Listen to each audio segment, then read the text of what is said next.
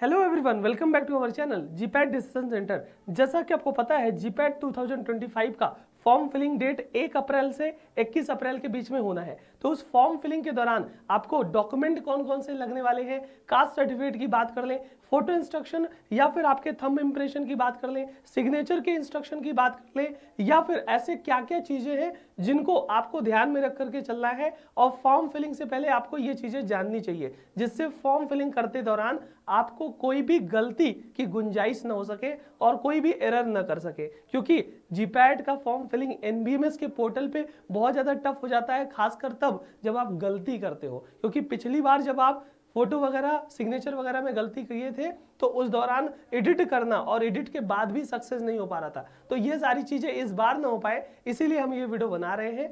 पूरे वीडियो को लास्ट तक जरूर देखिएगा ताकि कोई भी इंफॉर्मेशन मिस ना होने पाए। जी हाँ, फॉर्म फिलिंग करने से पहले जो फॉर्म फिलिंग का आपका इंस्ट्रक्शन है वो आपको उसी इंफॉर्मेशन बुलेटिन में मिल जाएगा। इंफॉर्मेशन बुलेटिन जो कल रिलीज हुआ है, अब उसमें क्या क्या चीजें हैं। जब भी आप फॉर्म फिलिंग करोगे सबसे पहले आपको न्यू रजिस्ट्रेशन, जी हाँ न्यू यूजर रजिस्ट्रेशन आपको रजिस्टर्ड करना पड़ेगा। तो उसके लिए सिंपली आपको क्या चाहिए, अपना ईमेल आईडी। ईमेल आईडी कोशिश कीजिएगा सेल्फ की होनी चाहिए। ज्यादातर लोगों की तो खुद की ही ईमेल आईडी होती है जो आपके रजिस्टर्ड मोबाइल नंबर वाली हो और आपका उसमें लॉगिन हो फोन में। किसी पेरेंट्स का या अन्य फैमिली मेंबर का ईमेल आईडी नहीं डालिएगा, कोशिश कीजिएगा अपनी ही ईमेल आईडी बना लीजिएगा नई कोई सी। तो वो ईमेल आईडी और जो मोबाइल नंबर आप दोगे वो मोबाइल नंबर आपका ही हो, आपका वहां पे वो एक्टिव होना चाहिए, उसमें रिचार्ज होना चाहिए। क्योंकि रिचार्ज वगैरह बराबर रहे, बीच बीच में क्या होता है एडिटिंग का जो होता है, करेक्शन का उसका मैसेज आता है, उससे रिलेटेड जो भी इंफॉर्मेशन होता है या कम्युनिकेशन होता है आपके नंबर पे ही होता है। तो आपका ही नंबर होना चाहिए।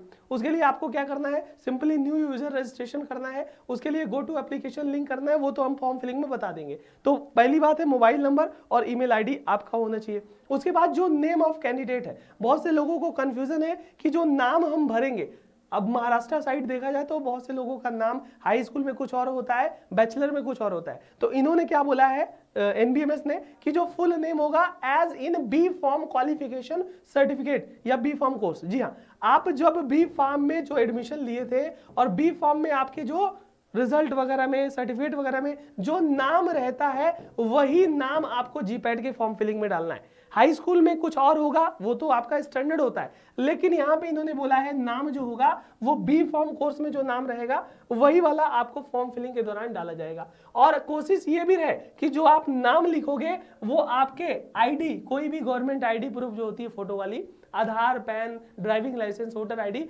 उससे मैच होनी चाहिए, उससे सेम होनी चाहिए। यहाँ पे ये भी लिखा गया है कि भाई जो आप नाम भरोगे ना तो आईडी सेम वाली ही नाम की रहे ताकि एग्जाम देने में कोई दिक्कत वाली ना हो। तो ये नाम से रिलेटेड जो कंफ्यूजन था कि हाई स्कूल वाला लिखेंगे कि बी फार्मा, तो बी फार्मा वाला लिखना और कोशिश ये रहे कि जो आईडी रहे वो सेम नेम की रहे। ये होगा जेंडर और डेट ऑफ बर्थ, ये बहुत ध्यान से भरना है, इसको भी ध्यान से करना है। और नेशनलिटी तो इंडियन होगी। उसके बाद ईमेल आईडी जो होगा वो ओटीपी वगैरह से वेरीफाई होगा, तो ईमेल एक्टिव होना चाहिए और ईमेल आपका खुद का होना चाहिए, ठीक है, खुद के फोन में होना चाहिए। मोबाइल नंबर की भी बात कर लें तो मोबाइल नंबर वगैरह भी कम्युनिकेशन के लिए हमेशा यूज होगा। तो मोबाइल नंबर आपका ही हो और वो एक्टिव हो, उसमें एसएमएस वगैरह का प्लान सब कुछ एक्टिव होना चाहिए, रिचार्ज होना चाहिए, ये बात होनी चाहिए। उसके बाद आपका जब यूजर आईडी आप रजिस्ट्रेशन बना दोगे तो लॉगिन करने का होगा, यानी लॉगिन करने के बाद आपको सारी डिटेल जो आपकी डिटेल होगी, बेसिक क्वालिफिकेशन की डिटेल होगी, परसेंटेज या सीजीपीए का जो आपका अपीयरिंग हुआ या फिर आप पास आउट हो, तो वो जब फॉर्म फिलिंग वाला वीडियो बनाएंगे उसमें अच्छे से दिखा देंगे। उसके बाद आपको बात करते हैं कि फॉर्म फिलिंग में जो आपका इस इमेजेस का सबसे ज्यादा अगर दिक्कत होती है तो क्या होती है, फोटोग्राफ और सिग्नेचर और थंब इंप्रेशन। पिछली साल सबसे ज्यादा प्रॉब्लम इसी में हुई थी। जो प्रिस्क्राइब फॉर्म में था उसमें बच्चे दिए भी थे लेकिन फिर भी रिजेक्ट हो जा रहा था। रिजेक्ट क्यों हो जा रहा था, बहुत से कारण थे। या तो आपका फोटो का स्क्वायर साइज और जो लंबाई होती है, चौड़ाई होती है, वो अच्छा नहीं था, बैकग्राउंड सही नहीं था, फोटो ब्लर था, स्पेक्स वगैरह है, चश्मे वगैरह है तो उसमें कोई दिक्कत है, या कोई साइड है, या बहुत से ऐसे फोटो के इंस्ट्रक्शन है, थंब के इंस्ट्रक्शन है, सिग्नेचर के इंस्ट्रक्शन है जो कि आपको फॉलो करना होगा, क्योंकि वहां पे सबसे ज्यादा गलती होती है और फॉर्म उसी लिए रिजेक्ट भी होता है। ठीक है, तो फोटोग्राफ और सिग्नेचर वगैरह ये सारी चीजें अभी मैं नीचे दिखा दूंगा कैसा होना चाहिए। उससे पहले आपको जो फोटोग्राफ होगा वो रिसेंट होना चाहिए, मतलब 3 महीने से पुराना नहीं होना चाहिए।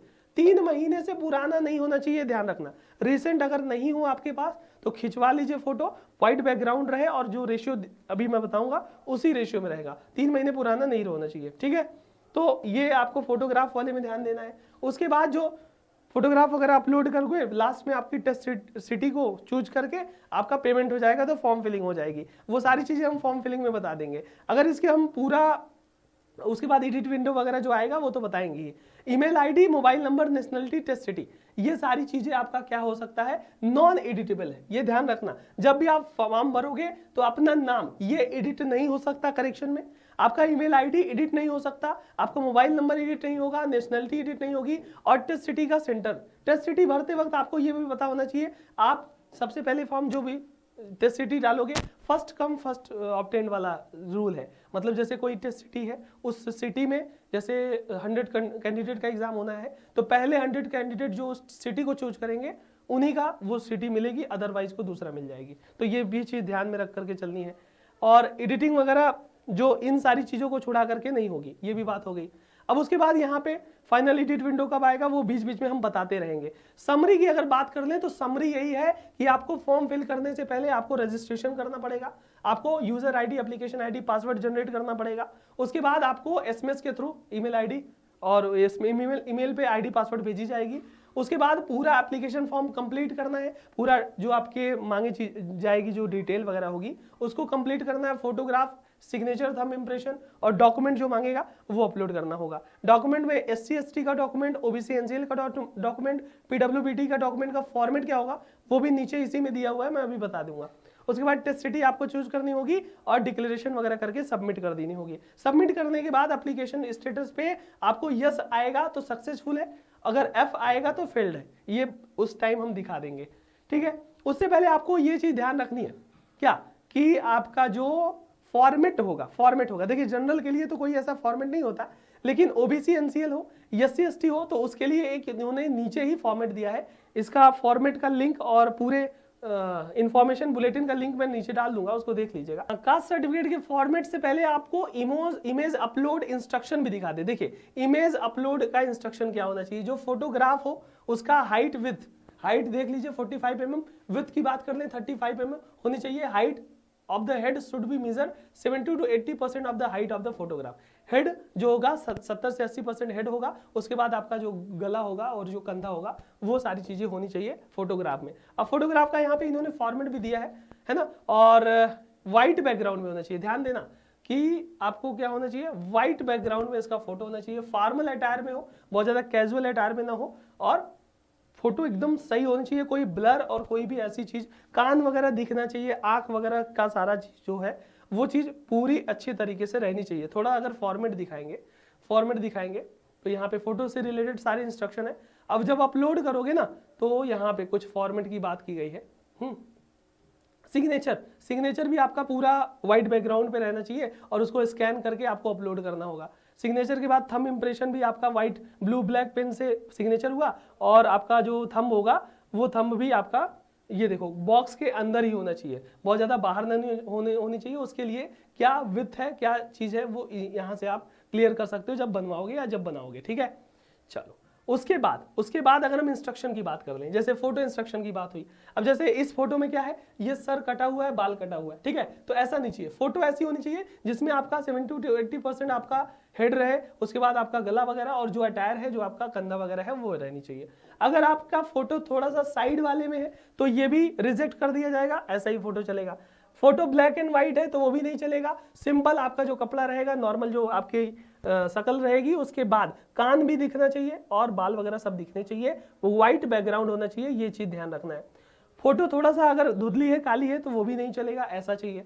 फोटो अगर सेल्फी वाला है तो सेल्फी वाला फोटो रिजेक्ट हो जाएगा, ऐसे ही चाहिए। फोटो थोड़ा सा आपका क्या है, इनलार्ज किया है या उसको थोड़ा डाउन किया है उससे फोन से, तो वो भी नहीं चलेगा, सिंपल ऐसा ही चलेगा। फोटो में कोई अगर पोज है, कोई सनग्लासेस है, वो भी नहीं चलेगा।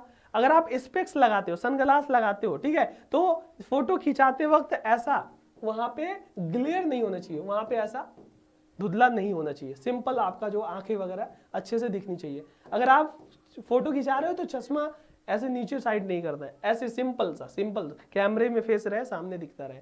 उसके बाद ये आपके फोटो इंस्ट्रक्शन हो गए। अब चलिए अगर हम साइन इंस्ट्रक्शन की बात कर ले तो सिंपल क्या है, सिंपल जो बॉक्स होगा उसमें आपकी रनिंग हैंड में साइन होनी चाहिए। रनिंग हैंड की साइन कुछ ऐसी हो सकती है, एकदम महीन नहीं चलेगा, ऐसे बड़े बड़े में नहीं चलेगा, जैसे आपका यहाँ पे जैसे कोई नाम है गगनदीप सिंह, गगनदीप सिंह में महीन नहीं रहेगा और जीडीएस नहीं रहेगा, रनिंग हैंड में ऐसा होना चाहिए। उसके बाद बहुत ज्यादा स्टाइलिश वाला जो होता है ना साइन, वैसा नहीं होना चाहिए, सिंपल जैसे आपका मनीष या मैनर जो भी है, तो ऐसा नहीं होना चाहिए, सिंपल ऐसा रनिंग हैंड में होना चाहिए।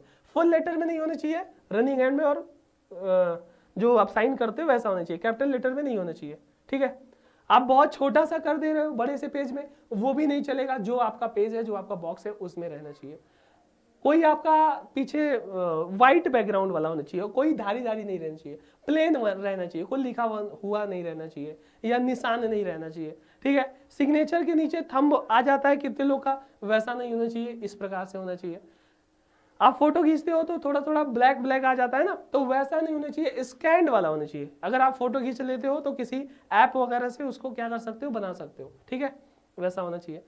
डब्बे के बाहर नहीं हो, डब्बे के अंदर हो, है ना, रेड कलर से ना हो, हमेशा ब्लैक या ब्लू इंक से हो। ठीक है, और सिग्नेचर की जगह फोटोग्राफ अपलोड कर दिया तो वो भी गलत है। ठीक है, सिग्नेचर की जगह थंब अपलोड कर दिया तो वो भी गलत है ना, ये चीज है। अब चलिए थंब वाला इंस्ट्रक्शन की बात कर लें, तो थंब में आपका रेड कलर से नहीं होना चाहिए, सिंपल ब्लू ब्लैक जो होता है इंक उसी से होना चाहिए, और बॉक्स के अंदर ही होना चाहिए। थोड़ा सा ऐसा होना चाहिए ताकि ये बॉक्स के अंदर हो और स्पेसिफिकेशन के अंदर हो। ऐसा कुछ थंब लगा है तो वो नहीं चलेगा, ये वाला चलेगा। थंब बहुत ज्यादा आपका ब्लैक एंड व्हाइट है या इनकम्प्लीट है तो इनकम्प्लीट भी नहीं चलेगा, कुछ ऐसा चलेगा। थंब ऐसा कुछ लग रहा है, फोटो ऐसा लग रहा है तो ये भी नहीं चलेगा। थंब आधा अधूरा है, बॉक्स के बाहर है तो वो भी नहीं चलेगा। उसके बाद बहुत ज्यादा आपका क्लियर नहीं अगर दिख रहा है तो वो भी नहीं चलेगा, क्लियर दिखना चाहिए। देखो यहाँ पे निशान दिख रहा है ना। बहुत ज्यादा ड्राई थंब इंप्रेशन है, धुंधला है, वो भी नहीं चलेगा। यहाँ पे कह सकते हो प्लेन व्हाइट बैकग्राउंड में नहीं है, ऐसा कुछ है तो ये भी नहीं चलेगा।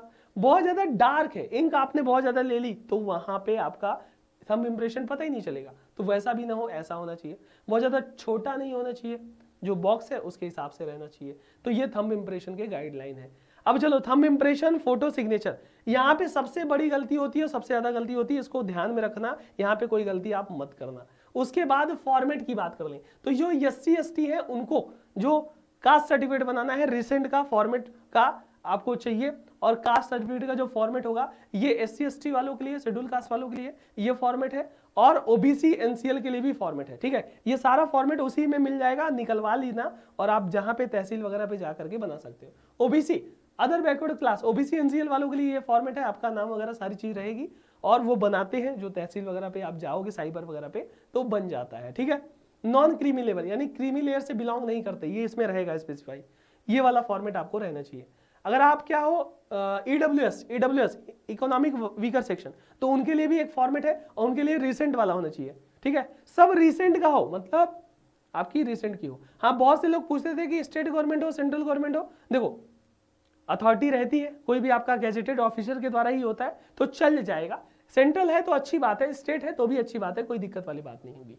उसके बाद अगर आप PWBD वाले हो तो PWBD वालों के लिए भी नीचे आपका फॉर्मेट दिया है, किसी अथराइज जगह से ही आपका होना चाहिए, उसका भी फॉर्मेट है। तो EWS की बात कर लें, PWBD की बात कर लें, या SC ST हो, या फिर आपका क्या कह सकते हो जो OBC वगैरह है, सबका फॉर्मेट यहीं पे दिया है। और रही बात फॉर्म फिलिंग के इंस्ट्रक्शन दौरान, तो ये चीजें फॉलो कर लेना, बाकी ज्यादा चीज नहीं लगेगी दिक्कत। जब फॉर्म फिलिंग होगा उसका भी हम वीडियो तुरंत बना देंगे, वहां से आप क्लियर कर सकते हो। कोई भी डाउट हो, कोई भी क्वेरी हो डॉक्यूमेंट से रिलेटेड, तो आप कमेंट बता सकते हैं, उससे रिलेटेड हम आपको जवाब दे देंगे।